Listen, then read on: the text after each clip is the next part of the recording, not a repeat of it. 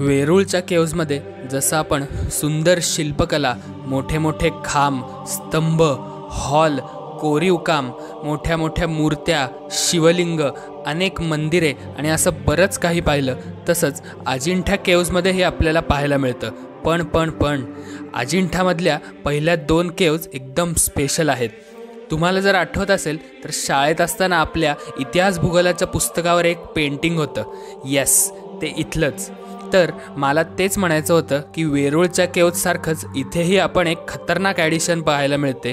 ती म्हणजे पहिल्या 2 केव्जमध्ये, आणि ती आहेत पेंटिंग्ज. अजिंठाच्या लेण्यांपैकी सर्वात प्रमुख म्हणून ओळखल्या जाणाऱ्या लेणी नंबर 1 म्हणजेच पहिल्या गुहेच्या संकुलाच्या पूर्वेकडील टोकाला असलेलं हे बौद्ध विहार आहे. गुहा 1 ही अजिंठा येथील क्रियाकल्पाच्या दुसऱ्या काळात आणि 5व्या शतकाच्या उत्तरार्धाची आहे असं मानले जाते, आणि वाकाटकचा राजा हरिसेनच्या दरबारांनी ही केले होते असंही मानलं जातं. तुम्ही आतमध्ये शिरलात की तुम्हाला एक मोठा हॉल दिसेल, आणि हॉलच्या 4ही बाजूला भिंतींवर खूप सुरेख पेंटिंग आहेत. भिंतींवरच काय, तुमची जर नजर वरती गेली तर सिलिंगवर म्हणजे छतावर सुद्धा भरपूर पेंटिंग्ज आहेत. फक्त अंधार असल्यामुळे ती तुम्हाला टॉर्च मारून बघावी लागतील. हॉलच्या मध्यभागी पद्मासनात सिंहासनावर बसलेले धर्मचक्र मुद्रेत हात घालून बुद्धांचे एक विशाल शिल्प मंदिरात कोरलेले आहे. त्याच्या प्रत्येक बाजूला चौरीधारक आहेत, शक्यतो बोधिसत्वच. डावीकडे जर तुम्ही बघितलं तर बोधिसत्व वज्र किंवा वज्र धारण केलेले दिसते, म्हणजेच आपण वज्रपाणी म्हणून ज्याला ओळखतो ते. आणि उजव्या बाजूला कमळ धारण केलेले दिसते, म्हणजेच आपण ज्याला पद्मपाणी असं म्हणतो ते.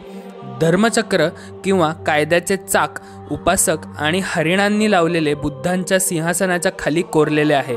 हे सूचित करते की हे सारनाथ येथील बुद्धांच्या पहिल्या उपदेशाचे चित्रण आहे. त्याच्याच थोडं शेजारी आलात तर तुम्हाला सगळे प्राणी दिसतील.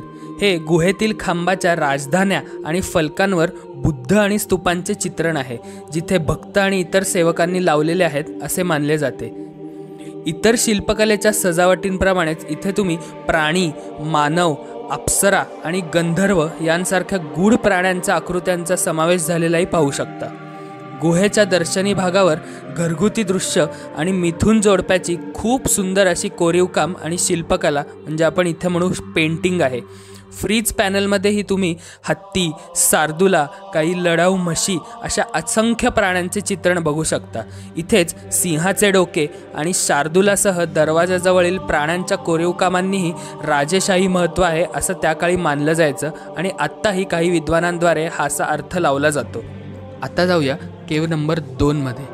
वॉल्टर एम स्पिंक यांच्या मते अजिंठा लेणी 2 याचे बांधकाम इसवी सन पूर्व 464मध्ये सुरू झाले होते, आणि गंमत अशी की अजिंठा लेणी 1 च्या बांधकामापूर्वीच याचे बांधकाम सुरू झाले होते असे येथे मानले जाते, आणि या दाव्याला इथल्या लोकांचाही पाठिंबा आहे.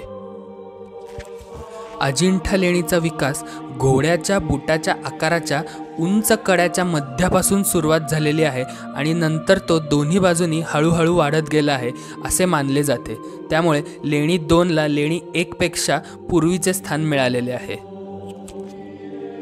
गुहेमध्ये प्रवेश केला की अर्थातच तुमची पहिली नजर जाणार ती म्हणजे आजूबाजूच्या 4ही बाजूच्या भिंतीवर. इथे तुम्हाला सूक्ष्म प्रकारच्या बुद्धांच्या बसलेल्या अवस्थेतील मूर्त्यांची पेंटिंग्स दिसतील, आणि तीही असंख्य स्वरूपात. अजिंठा गुहेतील हे 1000 बुद्ध म्हणून प्रसिद्ध आहेत, पण ही चित्रे उच्च दर्जाची नाहीत असे इथल्या लोकांचं मान्यता आहे.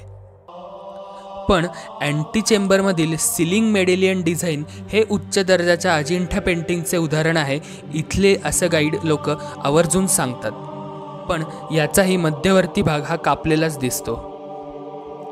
लेणी क्रमांक 2मधील मुख्य चित्रांपैकी किंवा फेमस पेंटिंगपैकी एक पेंटिंग म्हणजे विदुर पंडिताची कथा. हे पेंटिंग किंवा या भिंतीचे भाग ही विदुर पंडिताच्या कथेला पूर्णपणे समर्पित केलेले आहेत. इथे तुमची नजर छतावर म्हणजे सिलिंगवर गेली तर तिथेही अत्यंत सुंदर आणि उल्लेखनीय अशी पेंटिंग्ज आहेत.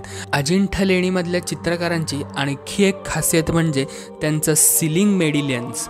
ते संपूर्ण अजिंठा लेणींच्या चित्रामध्ये तुम्हाला बघता येईल.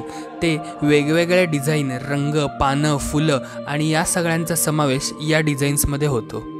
अजिंठा लेणी 2मध्ये इतर अनेक विस्तृत चित्रे तुम्हाला बघायला मिळतील, पण त्यांपैकी बहुतेक सगळे आत्ता खराब अवस्थेत आहेत. पण याबद्दलही माहिती तुम्हाला इथले एक्सपिरियन्स जे गाईड आहेत ते नक्की देऊ शकतात.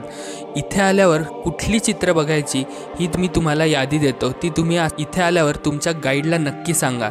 ती अशी: हमसा जातक, रुरू सोनेरी हरिण, प्रभास जातक, भुरीदत्त जातक आणि शिबी कपोटा जातक.